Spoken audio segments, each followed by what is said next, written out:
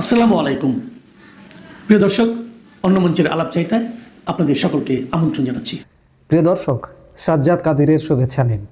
এই মুহূর্তে আপনাদের সামনে কথা বলতে এসেছি, টাইম ম্যাগাজিনকে কি আওয়ামী লীগের নিষেধাজ্ঞা প্রত্যাহারের ইঙ্গিত দিলেন তারেক রহমান? দর্শক, গতকাল বিশ্বখ্যাত টাইম ম্যাগাজিনে তারেক রহমানের একটি দীর্ঘ সাক্ষাৎকার ভিত্তিক প্রতিবেদন প্রকাশিত হয়েছে, প্রায় ৩৩০০ শব্দের। এই সাক্ষাৎকারে তারেক রহমান রাজনৈতিক দলের নিষিদ্ধ প্রসঙ্গে একটি কথা বলেছেন, যেটি খুবই তাৎপর্যপূর্ণ। অনেক কথাই বলেছেন এই সাক্ষাৎকারে। এর মধ্যে তিনি রাজনৈতিক দলের নিষেধাজ্ঞা বিরোধিতা করে বলেন যে আজ কাউকে নিষিদ্ধ করলে কাল তাকেও নিষিদ্ধ করা হতে পারে। আমরা এই কথাটি থেকে কি ধরে নিতে পারি? এই মুহূর্তে নিষিদ্ধ রাজনৈতিক দল আওয়ামী লীগ। এই আওয়ামী লীগকে নিষিদ্ধ করা প্রসঙ্গে কি তারেক রহমান ভোটের ২ সপ্তাহ আগে এমন ইঙ্গিত দিলেন? এটা কেন করলেন? আওয়ামী লীগের ভোটটা পাবার জন্য, নাকি ক্ষমতায় এসে আওয়ামী লীগের নিষেধাজ্ঞা প্রত্যাহার করবেন?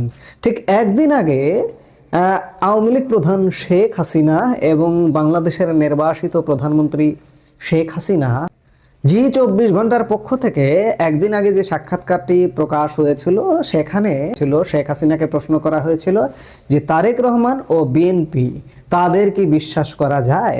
আওয়ামী লীগ প্রধান শেখ হাসিনা বলেছিলেন যে বিএনপি ও আওয়ামী লীগের দীর্ঘদিনের সংসদীয় প্রতিদ্বন্দ্বিতা রয়েছে, এটাই গণতন্ত্রের স্বাভাবিক রীতি।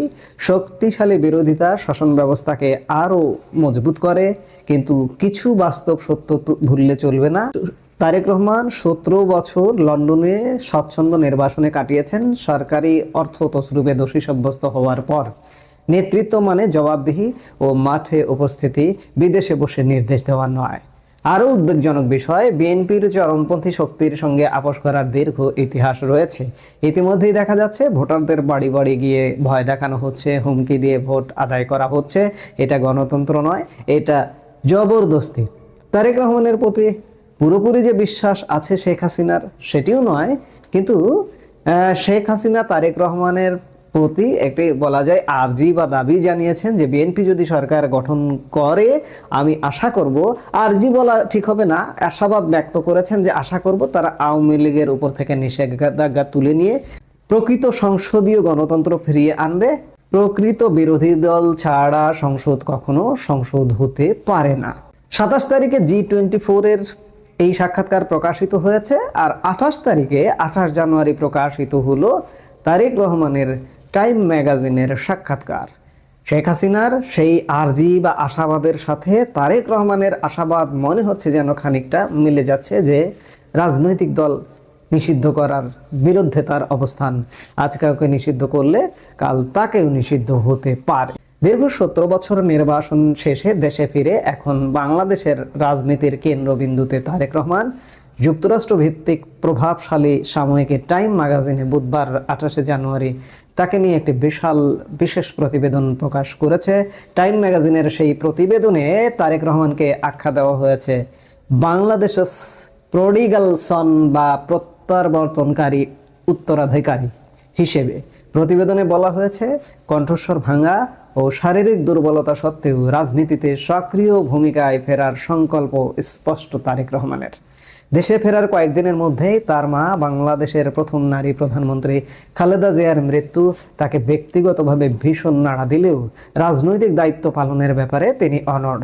টাইমের সঙ্গে একান্ত সাক্ষাৎকারে তারেক রহমান বলেন, দায়িত্ব এড়িয়ে যাওয়ার সুযোগ নেই। দেশের মানুষ তাকে যে আস্থা দিয়েছে সেটাই তার রাজনীতিতে থাকার প্রধান কারণ। তিনি স্পষ্ট করে বলেন, তিনি শুধু পারিবারিক পরিচয়ের কারণে রাজনীতিতে নেই, বরং দলের সমর্থকরাই তাকে সামনে এনেছে। দেশে ফেরার পর এটাই ছিল তারেক রহমানের প্রথম সাক্ষাৎকার। প্রতিবেদনে উল্লেখ করা হয়, আসন্ন ১২ ফেব্রুয়ারির জাতীয় নির্বাচনে তারেক রহমান পরিষ্কারভাবে এগিয়ে থাকা প্রার্থী। সাম্প্রতিক জনমত জরিপ অনুযায়ী তার নেতৃত্বাধীন বিএনপির প্রতি প্রায় ৭০% ভোটারের সমর্থন রয়েছে, যেখানে নিকটতম প্রতিদ্বন্দ্বী জামাতে ইসলামের জনসমর্থন মাত্র ১৯%। আমি আগেই বললাম যে টাইম ম্যাগাজিনের প্রায় 3300 শব্দের বিশাল প্রতিবেদনে বাংলাদেশের সামগ্রিক পরিস্থিতিও বিশ্লেষণ করা হয়েছে।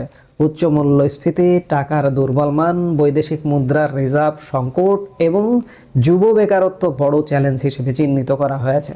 প্রতি বছর 20 লাখ তরুণ কর্মবাজারে প্রবেশ করলেও সেই অনুপাতে কর্মসংস্থান সৃষ্টি হচ্ছে না। এ বিষয়টি তারেক রহমানের জন্য বড় পরীক্ষা বলে উল্লেখ করেছে টাইম।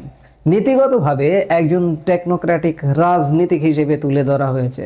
তিনি খাল খনন, ব্যাপক বৃক্ষ রোপণ, ঢাকায় নতুন সবুজ অঞ্চল তৈরি, বর্জ্য থেকে বিদ্যুৎ উৎপাদন, দক্ষতা উন্নয়ন এবং বেসরকারি খাতের সঙ্গে স্বাস্থ্য খাতে অংশীদারত্বের পরিকল্পনার কথা বলেছেন। তারেক রহমানের বিশ্বাস, এসব পরিকল্পনার 30% বাস্তবায়ন করতে পারলেও জনগণ তাকে সমর্থন করবে। টাইমের সাক্ষাৎকারে তারেক রহমান যেমন রাজনৈতিক দলের নিষিদ্ধের বিরোধিতা করেছেন, ঠিক তেমনি প্রতিবেদনে শেখ হাসিনাকে স্বৈরাচারী উল্লেখ করে তার পতনের পর বাংলাদেশের রাজনৈতিক রূপান্তর, ছাত্র আন্দোলন, আইন শৃঙ্খলা পরিস্থিতির অবনতি এবং ইসলামপন্থী রাজনীতির উত্থান নিয়েও বিস্তারিত আলোকপাত করেছে। এতে বলা হয়েছে, অন্তর্বর্তী সরকারের সংস্কার প্রচেষ্টা এখনো অসম্পূর্ণ এবং নির্বাচন পরবর্তী বাংলাদেশ কোন পথে যাবে সেটাই সবচেয়ে বড় প্রশ্ন। তারেক রহমান নিজেকে তুলনামূলকভাবে নরম ও শ্রোতা মনস্ক নেতা হিসেবে উপস্থাপন করছেন। তিনি বলেন, রাস্তায় মানুষ যেন নিরাপদে থাকে, ব্যবসা করতে পারে, এটাই তার প্রথম অধিকার।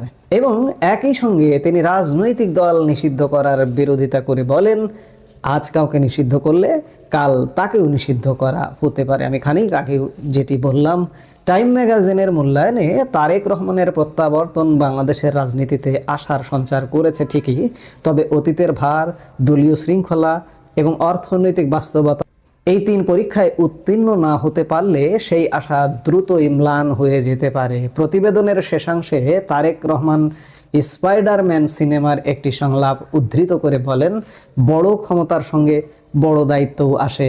আমি মনে প্রাণে এটি বিশ্বাস করি।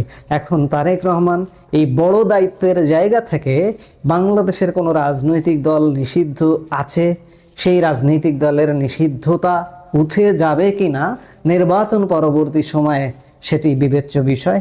এবং আওয়ামী লীগও প্রত্যাশা করে, বিশ্ব প্রত্যাশা করে যে যেভাবেই হোক একটি নির্বাচন হচ্ছে, সেই নির্বাচনে যদি তারেক রহমান ক্ষমতায় আসেন, এসে যেহেতু তারেক রহমান নিজ কণ্ঠে বললেন যে রাজনৈতিক দল নিষিদ্ধের বিরুদ্ধে তার অবস্থান, আজ যদি কাউকে নিষিদ্ধ করা হয় কাল তাকেও নিষিদ্ধ করা হতে পারে, এই জায়গাটাকে, এই চিন্তাটাকে মাথায় নিয়ে তারেক রহমান আওয়ামী লীগের নিষেধাজ্ঞা নিশ্চয়ই প্রত্যাশা করবেন। আমরা সেটাও প্রত্যাশা করি।